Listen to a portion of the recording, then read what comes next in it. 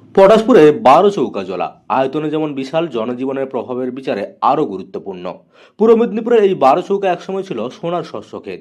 মিহে আমন ধানের ফলনে ভরে থাকতো মাঠ, কিন্তু আজ সেই জমি প্রায় স্থায়ী জলাভূমি। সামান্য বৃষ্টি হলেই এলাকা সমুদ্রের চেহারা নেয়। পটাশপুর থানার পশ্চিম দিকের জল গড়িয়ে এসে চারিদিক প্লাবিত করে। কখনো সুবর্ণরেখার ফুলে ওঠা জলরাশি ভয় বাড়ায়, কখনো ঘরবাড়ি ভাঙে, আমন চাষ নষ্ট হয়। এই জলাভূমির অন্তর্ভুক্ত প্রায় 20টি মৌজা। কাজলা, সাহাপুর, মকরামপুর, চকশ্যামসুন্দরপুর প্রভৃতি এলাকা এর মধ্যে পড়ে। মোট আয়তন প্রায় 45 বর্গ কিলোমিটার। পূর্ব দিকে পানিয়া, মথুরা, বাল্যগোবিন্দপুরের বাঁধ ভাঙলে একদিকে স্বস্তি মিললেও অন্যদিকে নতুন করে বন্যা নামে। দেখো, বারোচৌকা আগে চাষ হতো না।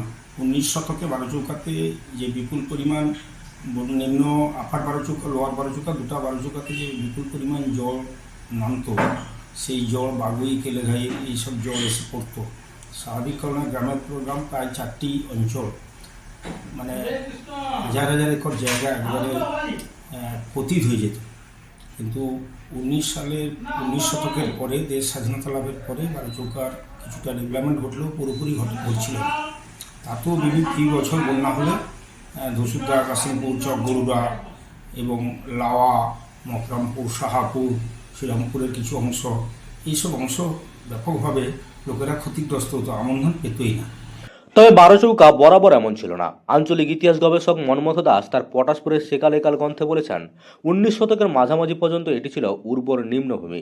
কিন্তু পরিস্থিতি বদলায় আনুমানিক 1870 সালে। মাজনা মুঠা ও জলামুঠা জমিদারি খাজমহল হওয়ার সম্ভাবনা দেখা দেয়। আয় বাড়াতে নতুন আবাদি জমি রক্ষার উদ্যোগ নেওয়া হয়। কেলেঘাই নদীতে বাঁধ দেওয়া হয়। একই সময়ে পুরনো জলপ্রবাহগুলিও মুখ বন্ধ করে দেওয়া হয়। 1869 সালে চাঁদমণি পাকা পুল নির্মিত হয়। সেটিও দক্ষিণের প্রতাপদিঘি খালের প্রবাহে বাধা সৃষ্টি করে। পরে 1970 সালে আরগোয়াল সার্কিট বাঁধ তৈরি হয়। একের পর এক বাঁধ ও প্রতিবন্ধকতায় স্বাভাবিক জল নিকাশি বন্ধ হয়ে যায়। এর ফলও ভয়াবহ হয়। সোনার শস্যক্ষেত ধীরে ধীরে বন্যাপ্রবণ জলাভূমিতে পরিণত হয়। বর্ষাকালে জল নামতে চায় না, জমিতে জল দাঁড়িয়ে থাকে মাসের পর মাস। কৃষকরা ক্ষতির মুখে পড়েন। এই সংকট কাটাতে স্বাধীনতার পরে নেওয়া হয় 12 চৌকা জল নিকাশি প্রকল্প। আপার ও লোয়ার 12 চৌকাকে আলাদা করার পরিকল্পনা হয়। সিংদা থেকে প্রতাপদিঘি পর্যন্ত প্রায় 9 কিলোমিটার সিংদা ডাইভারশন খাল খননের প্রস্তাব আসে। এর জন্য অতিরিক্ত 169 একর জমি চিহ্নিত করা হয়। উদ্দেশ্য ছিল আপার 12 চৌকার জল সিংদা খাল হয়ে প্রতাপদিঘি পাহাড়পুর খাল পথে বরজের কাছে রসলপুর নদীতে ফেলা। অন্যদিকে লোয়ার অংশের জল মথুরা হয়ে আরগোয়াল ক্যানেল পথে পাউসি বা ইটাবেড়িয়া খালে নামানোর কথা ছিল। কিন্তু শুরু থেকে এই প্রকল্পের প্রবল আপত্তি ওঠে।